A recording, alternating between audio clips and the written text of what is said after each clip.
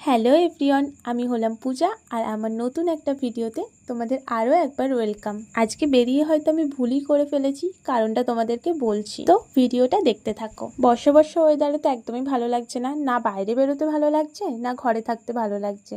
তো আজকে বিকেলের দিকে একটু বৃষ্টিটা কম ছিল, তো ভাবলাম আজকে একটু ঘুরে আসা যাক। কিন্তু বাড়ি থেকে এতটা দূরে আসবো ভাবিনি, ওই বাড়ির আশেপাশে যাওয়ার মতনই ড্রেস পরে বেরিয়ে গিয়েছিলাম। আর রাস্তায় আজকে কত আজে বাজে ছেলেরা টোন কেটেছে তা বলার মতো না। আই থিঙ্ক তোমরা আমার মুখটা দেখে বুঝতে পারছো আমার মুডটা অফ ছিল।